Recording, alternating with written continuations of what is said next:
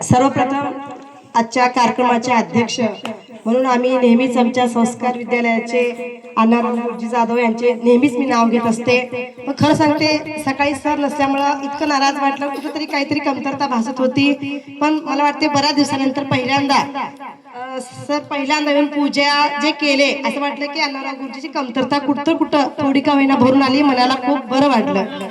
त्यामुळे सरांचे मनापासून आभार। त्या मंचावर बसलेले उपस्थित सर्व उपस्थित मान्यवर प्रत्येकाचे मला नाव घ्या। आमच्या संस्कार विद्यालयाचे प्रिन्सिपल पांडुरंग जाधव सर आणि आपल्या सर्व संस्कार विद्यालयाचे सर्व शिक्षक वर्ग, येथे सर्व जमलेल्या माझ्या प्रिय विद्यार्थी आणि विद्यार्थ्यांनो, आज प्रत्येकालाच माहिती आपण कशासाठी जमलो आहोत। कारण या संस्कार विद्यालयाचे सर्व विद्यार्थ्यांनी अतिशय सुंदर आणि सरळ सोप्या भाषेमध्ये, वेगवेगळ्या भाषेमध्ये जे 26 जानेवारी बद्दल महत्व सांगितलं आपण सर्वांनीच ऐकलं। त्यामुळे पुन्हा त्याच गोष्टी जास्त रिपीट करत नाही। थोडक्यात मी एक दोन गोष्टी बोलून बंद करते, कारण खूप वेळ तुम्ही उन्हात बसलात मला याची जाणीव आहे। तर 150 वर्षापेक्षाही जास्त वर्ष आपल्या भारताने गुलामगिरीचं जीवन काढलं आणि मग कुठे या गुलामगिरीतून मुक्त होण्यासाठी सर्व आपल्या क्रांतिवीरांनी धडपड करून ह्या देशाला 15 ऑगस्ट 1947 रोजी स्वातंत्र्यता मिळवून दिली। परंतु कसं आहे, स्वातंत्र्यता जरी मिळाली असली तरी खूप देश विस्कळीत होतं आणि कुठे ह्या देशाला योग्य रीतीने चालवण्यासाठी एका कानूनची गरज होती। कारण सरळ जीवन, साधा सोपं जीवन जरी आपण जगत असलो की नाही, प्रत्येक गोष्टी सिस्टीम असते, एक नियम असतात। बघा आपण दररोजच्या आपण डेली लाईफ मध्ये सुद्धा आपण उठल्यापासून सुद्धा उठल्यानंतर लगेच आपण झोपतो का, लगेच काहीतरी लगेच स्कूलला येतो का, नाही। तर आपले नियम असतात की बाबा सकाळी उठलं पाहिजे, मग काही छोटं मोठं प्राणायाम केलं पाहिजे, मग ब्रश, आपली आंघोळ, मग काहीतरी आपलं जे आपले आता डेली तुम्ही स्टुडंट्स लाईफ मध्ये कसं तुमची रुटीन असते, मग स्कूलला येणं, संध्याकाळी जाणं, होमवर्क करणं, ते काही सिस्टीम आहे म्हणून चलत असते सर्व।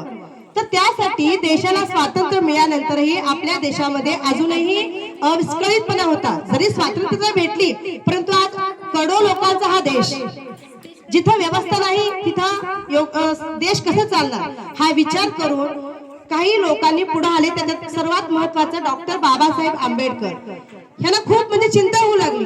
मग त्यांनी एक मसुदा तयार केला आणि आपल्या देशातील काही सर्व महान नेत्यांनी विचार करून ही घटना समिती अंमलात आणली।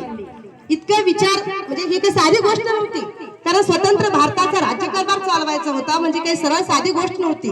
त्यासाठी खूप विचार करावा लागला आणि विचार करून त्यांनी जी घटना समिती तयार केली तर त्याला जवळपास 2 वर्ष 11 महिने 18 दिवस लागले। म्हणजे बघा किती काळ गेला। एवढा विचार करून हा संविधान आज देशामध्ये लागू करण्यात आला।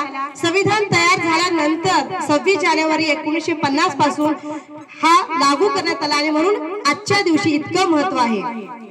आणि खरोखरच फक्त भारतातच नव्हे तर संपूर्ण जगामध्ये अगदी अभिमान वाटावा असा हा संविधान, सगळ्या जगामध्ये सर्वोच्च संविधान म्हणून त्याला मान्यता मिळाली। इतकं त्याचं महत्व, खरोखरच त्या सलाम दिलं पाहिजे त्या डॉक्टर बाबासाहेब आंबेडकरांना आणि त्या वीरांना।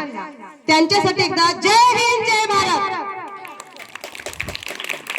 तर मग तेव्हापासून आपली ही व्यवस्था चालू करण्यात आली आणि मग आपले नियम, ह्या व्यवस्थेमध्ये सर्वात महत्वाचं काय आहे की बरेच देश आहेत जिथं राजेशाही चालते।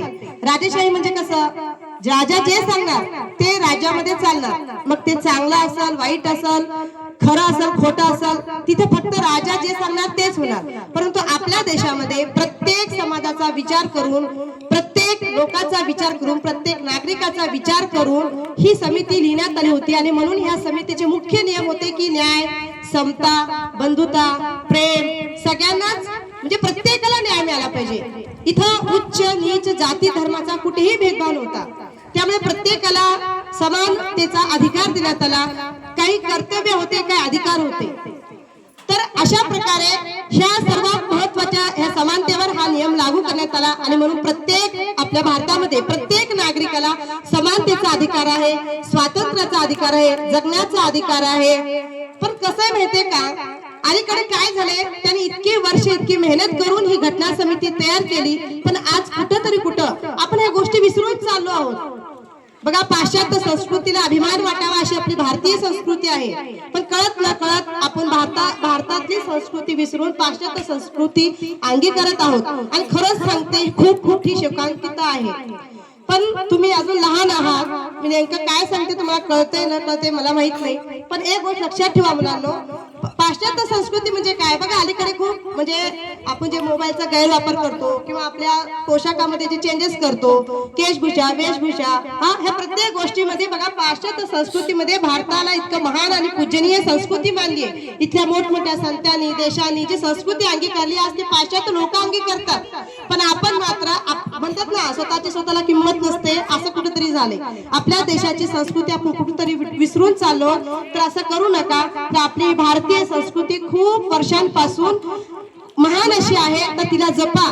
आणि हे जपण्याचं कार्य आपल्या सर्वांचंच आहे, येथील प्रत्येक नागरिकाचं आहे.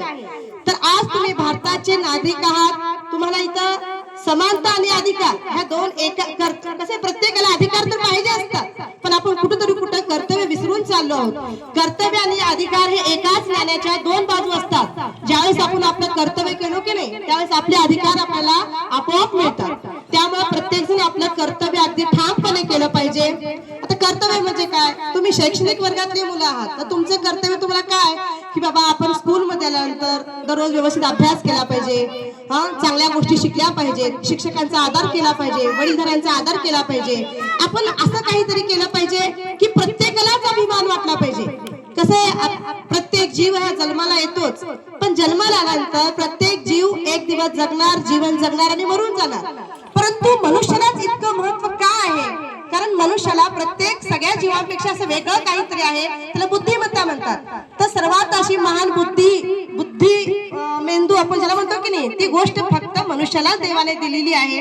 त्यामुळे आपण खूप सुदैवी आहोत. तर त्या बुद्धीचा वापर करून आपण नेहमी चांगलं वागलं पाहिजे, कारण वाईट गोष्टी तर सर्वच करतात, पण चांगल्या गोष्टी थोड्याफार कठीण असतात, पण ते शेवटपर्यंत केले जातात आणि त्यांचीच कीर्ती होते. बघा, चांगल्या गोष्टी करत असताना प्रत्येकाला खूप त्रास होतो. आज आपण जेवढेही उदाहरणं घेतलो, आज एवढे वर्ष उलटून जरी घेतलो, अशी काही देशाच्या साठी लढलेले म्हणा किंवा ज्यांनी चांगलं कार्य केलं त्यांचं नाव आजही जरी घेतलं की आपल्या अंगावर, तुम्हाला खरं सांगते, आता ती मुलगी छत्रपती शिवाजी महाराज जिजाऊ माणसं ती भाषा होती की नाही, अध्यक्ष अंगावरचे चेहरे होते, कारण 350 वर्ष जास्त होऊन गेली तरी छत्रपती शिवाजी महाराज अक्षरशः अंगावर काटे येतात का, कारण त्यांचं कार्य बोलतंय. म्हणजे प्रत्येक माणसाचं जीवन बोलत नाही, तर त्यांच्या जीवनात ते जे कार्य जे करतात का नाही, ते कार्य आपल्याला बोलून जाते, ती कीर्ती अमर राहते. तर आपणही आपल्या आयुष्यामध्ये असं काहीतरी केलं पाहिजे की आज आपल्या आई वडिलांचं, आपल्या गावाचं, आपल्या शाळेचं, आपल्या गुरुजनांचं आणि आपल्या देशाचं नाव ह्या संपूर्ण जगाच्या पातळीवर कसं पुढे नेता येईल, हे प्रत्येकाचं ध्यास आपल्या मनामध्ये राहायला पाहिजे. आणि हीच खरं आपलं कर्तव्य आहे. आणि ज्यावेळेस तुम्ही तुमचं कर्तव्य कराल, त्यावेळेस तुमचे अधिकार तुम्हाला आपोआप मिळतात.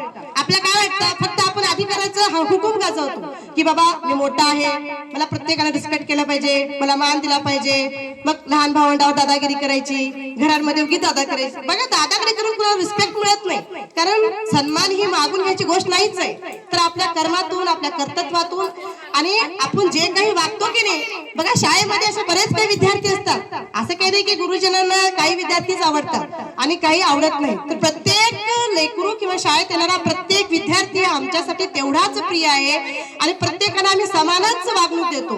पण तरीही शिक्षकांचा सोडा, जन्म दिला, आई वडिलांचे जरी आपण उदाहरण घेतलो की नाही, पोटाला येणारी सर्व आपत्तीही जरी एकाच आई वडिलांच्या पोटी आले, पण आपल्या कर्तृत्वातून, आपल्या कर्मातून ती अधिक प्रिय होतात. मग अधिक प्रिय असणारे लेकरू म्हणजे असं काय की ते वर्गातला विद्यार्थी असेल किंवा आपल्या घरातील भावंड असतील, आपल्याला काय वाटतं, आपले आई वडील त्यालाच प्रेम करतात, शिक्षकही त्यालाच प्रेम करतात, त्याला भेदभाव करतात, ते नेहमी त्याचंच कौतुक करतात, असं कधीच नाही. प्रत्येक आई वडिलाला प्रत्येक मुलं तितकंच प्रिय असतं आणि प्रत्येक शिक्षकाला प्रत्येक विद्यार्थी तितकाच प्रिय असतो. पण त्यांनी ते जे विद्यार्थी आपण प्रिय म्हणून समजतो की नाही, काय होतंय, ते विद्यार्थी आपल्या कर्मातून ते श्रेष्ठ ठरतात. मग काय करतात ते, का तुमच्या पेक्षा काहीतरी वेगळं करतात का? अर्थातच नाही. कारण तुम्हाला जे शिक्षण ज्ञान देतात, असं का त्याला काहीतरी विशेष आम्ही शिक्षण देतो का? नाहीच आहे. क्लास वर्गामध्ये जे बी काही आम्ही प्रत्येक मुलाला ज्ञान देतो, ते प्रत्येक मुलांपर्यंत काय कोण किती घेतं, कोण कितीची मेहनत करतं, त्याच्यावर ते डिपेंड करते. आणि म्हणून ते विद्यार्थी प्रिय ठरतात. बघा, चांगलं वागणं, नेहमी स्कूलमध्ये प्रेझेंट राहणं, दररोजचा दररोज अभ्यास करणं, होमवर्क करणं, व्यवस्थित राहणं, प्रत्येक शिक्षकांची रिस्पेक्ट करणं, शाळेमध्ये अगदी डिसिप्लिन राहणं, ह्या गोष्टी ज्या विद्यार्थ्यांच्या अंगामध्ये दिसतात की नाही, तो विद्यार्थी सर्वांचाच लाडका होऊन जातो. आणि म्हणून आपण असं काय बाबा ते खूप सुंदर आहे, तो खूप सुंदर आहे असं काहीच नाही. तुम्ही कसंही असा, बहिरूपी बाहेरच्या रंगाला कुणी जास्त विशेष महत्व नसतं. तर मनुष्य श्रेष्ठ ठरतो तो आपल्या कर्तृत्वाने आणि आपल्या कर्माने. आणि म्हणून तुमचे कर्म चांगले ठेवा. आणि कसं आहे, आज आपण 26 जानेवारी म्हणून 15 ऑगस्ट आणि 26 जानेवारी हा स्वतंत्र भारतातील खूप मोठे आणि महान असे सण आहेत, राष्ट्रीय सण आहेत. आणि प्रत्येकाला अभिमान वाटावा असेच ते सण आहेत. ह्या दिवशी खरोखर संपूर्ण देशामध्ये अगदी आनंदाचा आणि उत्साहाचं वातावरण असतो. तर प्रत्येक नागरिकाचे सर्वात प्रथम कर्तव्य आहे की आपण आपल्या देशासाठी नेहमीच तत्पर राहिलं पाहिजे. चांगल्या गोष्टीतून, चांगल्या कर्मातून, चांगल्या संस्कृतीतून आपण नेहमीच जगाला आपल्या भारताचा संदेश दिला पाहिजे. आज आपला भारत देश जगाच्या पातळीवर खूप मोठं नाव लोक करत आहे. तरी आज आपण भविष्याचा भारताचे नागरिक आहोत. कारण भविष्याचा भारत हा आपल्या हातात आहे. आणि त्यामुळे त्याची सुरुवात तुम्ही तुमच्यापासून करा. आणि मनामध्ये एक निश्चय करा की काही असू दे, मी प्रत्येक क्षण माझ्या देशासाठी लढणार, माझ्या शाळेसाठी लढणार, माझ्या आई वडिलांसाठी लढणार. आणि काही मला जीवाला कितीही त्रास होऊ दे, तसं त्रास झाल्याशिवाय काहीच होत नाही. स्वामी विवेकानंदजी सांगतात, उठा, जागे व्हा आणि तोपर्यंत थांबू नका जोपर्यंत तुमचं लक्ष तुम्हाला प्राप्त होत नाही. तर कसं आहे, जोपर्यंत आपण प्रत्येकाच्या समोर एक लक्ष राहिलं पाहिजे आणि त्या लक्ष्याच्या दृष्टीने आपण नेहमीच प्रयत्न करत राहिलं पाहिजे. आणि मग जोपर्यंत आपलं लक्ष गाठणार नाही ना, तोपर्यंत आपण थांबायलाच नको.